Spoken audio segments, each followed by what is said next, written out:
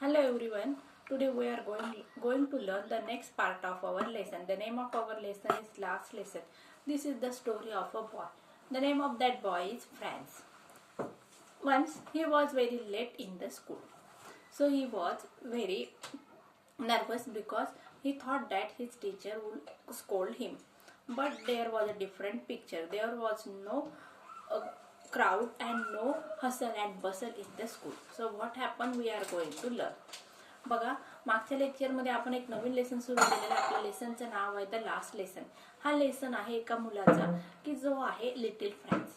दरवेळेस त्याला शाळेमध्ये जायला उशीर होत असतो आणि त्याला शिक्षक त्याचे टीचर रागवत असतात मिस्टर हॅमेल. पण त्या दिवशी उशीर झाल्यानंतर त्याचे शिक्षक त्याला रागवत नाही आणि त्याला काहीतरी वेगळं आहे किंवा सिरियस वातावरण आहे याची त्याला जाणीव होत असते. तर नेमकं नक्की काय आहे हे बघण्यासाठी तो शाळेमध्ये जातो. तर वर्गात गेल्यानंतर त्याला लक्षात येतं की शेवटच्या बेंचवर पोस्टमास्टर, फॉर्मर मेयर हे जाऊन बसलेले आहेत आणि त्या ठिकाणी मग शिक्षक एक अनाउन्समेंट करत आहेत. ते सांगतात की आता या ठिकाणी हिटलरच्या आक्रमणामुळे हा देश पर्शिया हा देश या ठिकाणी हिटलरच्या ताब्यात गेलेला आहे, जर्मनीच्या ताब्यात गेलेला आहे. त्यामुळे आतापर्यंत मी जी तुम्हाला रशियन लँग्वेज शिकवत होतो ती रशियन लँग्वेज शिकवता या ठिकाणी तर नवीन शिक्षक येणार आहे. ते उद्यापासून तुम्हाला जर्मन लँग्वेज शिकवणार आहेत. मग आता आजचा जो आपला शेवटचा लेसन आहे तुम्ही सगळ्यांनी काळजीपूर्वक ऐकायचा आहे असं सर विद्यार्थ्यांना आणि त्याचबरोबर वर्गामध्ये बसलेले जे लोक आहेत त्यांना अनाउन्स करतात. बघूया पुढे काय काय होतं. What a thunder clap these words were to me. आता या ठिकाणी बघा, या मुलाला या गोष्टीची अजिबात कल्पना नव्हती आणि त्याच्यासाठी हे सगळे शब्द म्हणजे अचानक आकाशामध्ये मेघगर्जना होणे किंवा ढग जमणे आणि अचानक ढगांचा मोठा गडगडाट होणे अशासारखं होतं. आता हे वाक्य कशाचे बघा, एक्सक्लामेटरी सेंटेन्स आहे. या ठिकाणी शेवटी एक्सक्लामेटरी मार्क आहे तिच्यामुळे वाक्य एक्सक्लामेटरी सेंटेन्स आहे. आता या ठिकाणी एक्सक्लामेटरी सेंटेन्स तुम्हाला परीक्षेला असर्टिव्ह करायला सांगण्यात येईल. What a thunder clap these words were to me. These words were thunder clap to me. Assertive sentence काय होणार मग? These words were a very thunder clap to me. Oh, that was what they had put up at the town hall. आता या मुलाला एक एक गोष्ट लक्षात येत आहे. टाउन हॉल मध्ये जो काही सूचना फलक होता त्याच्यावर काय लिहिलेलं आहे हे त्या मुलाला लक्षात आलेलं आहे. माय लास्ट फ्रेंच लेसन, माझा शेवटचा फ्रेंच लँग्वेजचा lesson. Why I hardly knew how to write. I should never learn anymore. I must stop there then. Oh, how sorry I was for not learning my lesson, for shaking the birds' eggs or going sliding on the shore.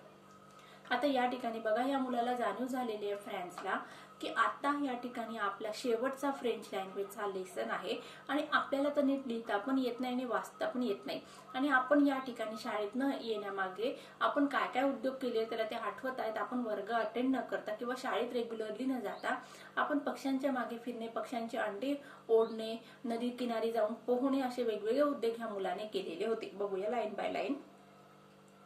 My last French lesson, माझा शेवटचा French भाषेचा धडा किंवा पाठ. Why I hardly knew how to write. त्याला स्वतःलाच प्रश्न पडलेला आहे का मला थोडंसंच लिहिता येतं किंवा मला लिहिणं अतिशय कमी येत आहे. I should never learn any more, आणि मी कधीही याकडे लक्ष दिलं नाही किंवा मला लिहायला यायला पाहिजे, वाचता यायला पाहिजे, मी या गोष्टीकडे काळजीपूर्वक कधीही बघितलं नाही. I must stop there then, मला या ठिकाणी थांबलंच पाहिजे. Oh how sorry I was for not learning my lessons.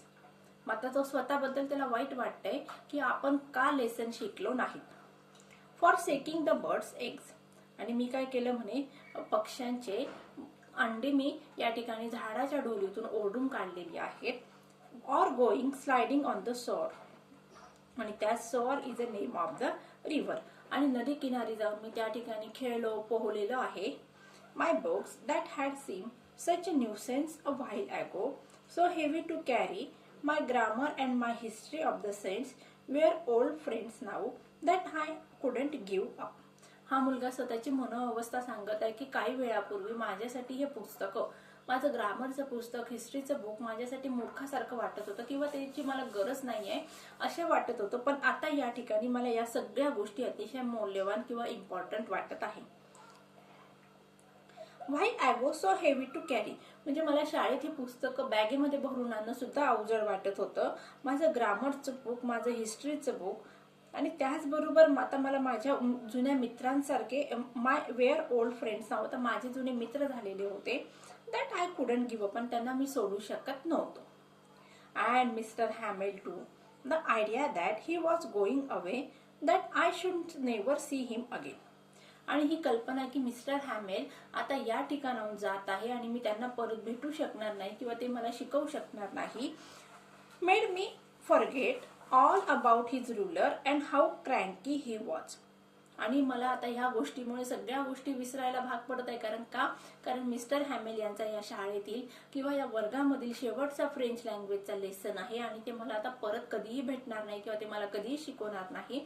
आणि या सगळ्या गोष्टींमुळे मला बाकीच्या ज्या गोष्टी होत्या की मिस्टर हॅमेल यांनी त्यांची ती छडी की जिच्याद्वारे ते मला रागवत होते किंवा मारत होते, आणि त्याचबरोबर त्यांचं जे विक्षिप्त वागणं होतं, क्रँकी म्हणजे काय, विक्षिप्त असं वागणं, त्या गोष्टी मला आता विसरायला भाग पाडत होत्या.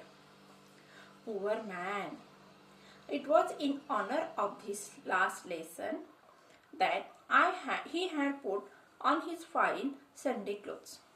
And now I understood why the old men of the village were sitting in the back of the room. आता या ठिकाणी फ्रँझला सगळ्या गोष्टीची कल्पना आलेली आहे की या ठिकाणी सरांनी कशासाठी चांगला असा सुंदर असा ड्रेस घातलेला आहे. बघूया.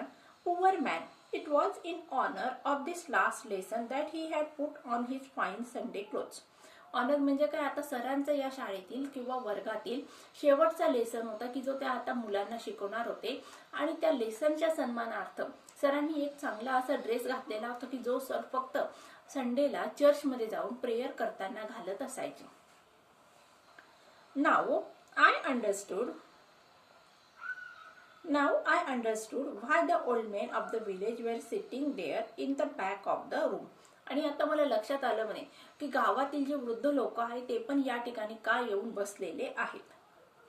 It was because they were sorry that they had not gone to school more. आणि हे कशामुळे म्हणे की त्यांना स्वतःला वाईट वाटत आहे कारण ते कधीही शाळेत गेलेले नव्हते, त्यांना फ्रेंच लँग्वेज लिहिता वाचता येत नव्हते आणि थोडंफार तरी आपल्याला समजावं यासाठी ते आज वर्गात आलेले होते. It was their way of thanking our master for his 40 years of faithful service, of showing their respect for the country that was theirs no more. आणि या ठिकाणी हे जे वृद्ध व्यक्ती होते हे वर्गात का आले होते की त्यांना मिस्टर हॅमिल जे सर होते त्यांनी मागच्या 40 वर्षापासून या गावामध्ये ते अखंडपणे मुलांना फ्रेंच लँग्वेज शिकवण्याचं कार्य करत होते, आणि त्यांच्या सन्मान व्यक्त करण्यासाठी किंवा सन्मानार्थ या ठिकाणी हे वृद्ध व्यक्ती या ठिकाणी जमलेले होते. आणि त्याचबरोबर आपल्या देशाबरोबर असलेलं प्रेम, आपल्या देशाबद्दलचा असलेला आदर या ठिकाणी त्यांच्या वागण्यातून व्यक्त करण्यासाठी हे सगळे वृद्ध व्यक्ती या ठिकाणी आज शाळेमध्ये वर्गात जमलेले होते. While I was thinking of all this, I heard my name call. आणि हा सगळा विचार करत असताना त्यावेळेस माझं नाव उच्चारलं गेलेलं आहे. It was my turn to recite. आणि आता माझी वेळ होती रिसाइट म्हणजे काय, तोंडपाठ केलेलं म्हणून दाखवायची.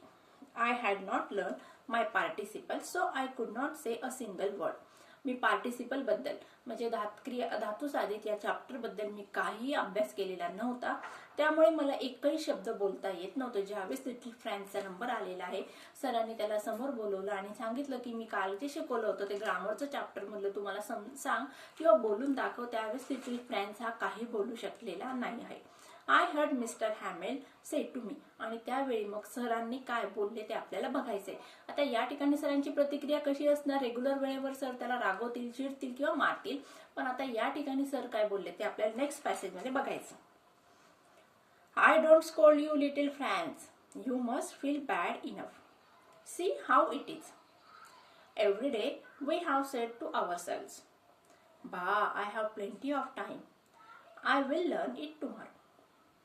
And now you see where we have come out. बघा आता या ठिकाणी सर मिस्टर हॅमेल फ्रँसशी बोलत आहे. सर काय सांगत आहे बघा, आय डोंट स्कोल्ड यू, मी तुला अजिबात रागवणार नाही. Little Franz, you must feel bad enough, तुला स्वतःलाच वाईट वाटत आहे. कशासाठी? कारण तू अभ्यास केलेला नव्हता, शिकलेला नव्हतं. सी हाऊ इट इज, बघ आता हे सगळं कसं आहे. सी हाऊ इट इज हे एक्सक्लामेटरी सेंटेन्स आहे. See how it is, see how, see it is हे काय झालं, असर्टिव्ह सेंटेन्स झालेलं आहे. हाऊ निघून जाणार आहे बघा. सी हाऊ इट इज हे एक्सक्लामेटरी सेंटेन्स आहे, त्याचं असर्टिव्ह सेंटेन्स करताना आपल्याला हाऊ काढून टाकायचं असतं. इट इज सी हे झालं assertive sentence. Every day we have said to ourselves, प्रत्येक दिवशी, या ठिकाणी सर काय सांगते बघा सगळ्यांना, की प्रत्येक दिवशी आपण सगळेजण स्वतःला समजत असतो. काय समजत असतो? I have plenty of time, माझ्याकडे भरपूर असा वेळ आहे.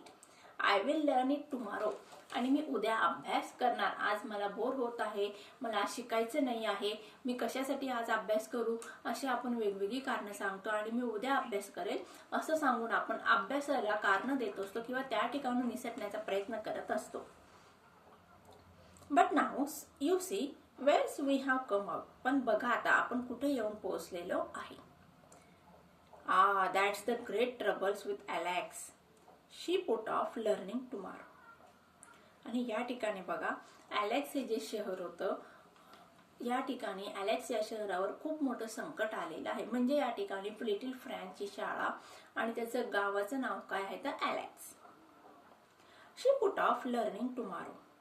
Now those fellows out there will have to right to say to you how is it, you pretend to be a Frenchman and yet you can neither speak nor write your own language, but you are not the worst, poor little friends. We have all the great deal to reproach ourselves with.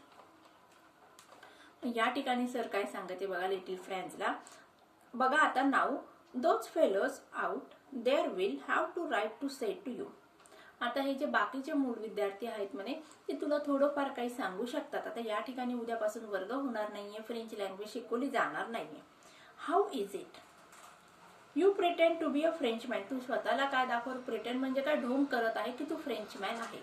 आणि तू Frenchman असला तरी yet you can neither speak nor write your own language, तू स्वतः Frenchman आहे असं तू सांगतोस, पण तुला तुझी स्वतःची लँग्वेज लिहिता येत नाही आणि वाचता येत नाही. But you are not the worst poor little friends, पण या ठिकाणी सर परत त्याचं सांत्वन करत आहे, तू खूप वाईट पण नाहीये, बॅड वर्स वर्स्ट, तू खूप वाईट पण नाही आहे. We have all great deal to report ourselves with. आता या ठिकाणी आपल्याला स्वतःला ब्लेम करण्यासाठी किंवा स्वतःच्या चुका शोधण्यासाठी खूप सारा वेळ आहे. म्हणजेच मग या ठिकाणी सर लिटिल फ्रेंड्स याला समजावून सांगण्याचा प्रयत्न करत आहे की तू रोज शाळेत आलेला नसल्यामुळे किंवा वर्गात आल्यानंतर पण अभ्यास न केल्यामुळे तू स्वतः फ्रेंचमॅन असला तरी तुला तुझी स्वतःच्या देशाची लँग्वेज येत नाही, लिहिता येत नाही, वाचता येत नाही.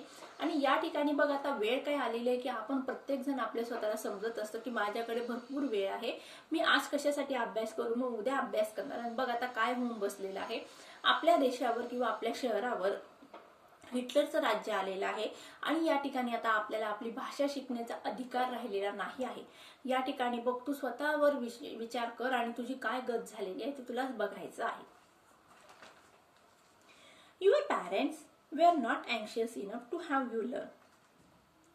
They preferred to put you to work on a farm or at the mills, so as to have a little more money. And I have been to blame also. Have I not often sent you to water my flowers instead of making you learn your lessons? आता या ठिकाणी sir little friends का शिकला नाहीये या गोष्टीचं समीक्षा करण्याचा प्रयत्न करत आहे. वेगवेगळी कारणं शोधण्याचा प्रयत्न करत आहे. तर या ठिकाणी सरांनी 2 ते 3 कारणं सांगितलेली आहे. पहिलं कारण म्हणजे फ्रेंचचे जे पालक होते त्यांना अजिबात इच्छा नव्हती की फ्रेंचने शाळेत यावं आणि फ्रेंच लँग्वेज शिकावी किंवा वाचावी. दुसरी गोष्ट त्यांच्या पॅरेंट्सची म्हणजे फ्रेंचचे जे पॅरेंट्स होते त्यांचं इकॉनॉमिकल कंडिशन म्हणजे आर्थिक परिस्थिती अशी नव्हती की त्यांनी त्यांच्या मुलाचा शिक्षणाचा खर्च करावा. पण त्यांना काय वाटत होतं की आपल्या मुलाने कामाला जावं आणि थोडंफार पैसा आणावा जेणेकरून त्यांचं घर व्यवस्थित चालेल. तिसरी गोष्ट मग या ठिकाणी सर काय सांगत आहे की मी स्वतः म्हणे तुला या ठिकाणी वर्गामध्ये तू लक्ष देत नव्हता, अभ्यास करत नव्हता, त्यामुळे मी पण तुला बागेतील झाडांना किंवा झाडांना पाणी देण्याचं काम देण्यात आलं होतं माझ्याकडून तुला, त्यामुळे तुझा अभ्यास राहून गेला. युअर पॅरेंट्स वेअर नॉट अँशियस enough to have you learn. तुझ्या पॅरेंट्स पण अजिबात उत्सुक नव्हते की तू शिकावं. They prefer to put you to work on a farm or at the mills. आणि त्यांना काय वाटत होतं की तू शेतात जावं किंवा कारखान्यात जावं आणि काम करावं.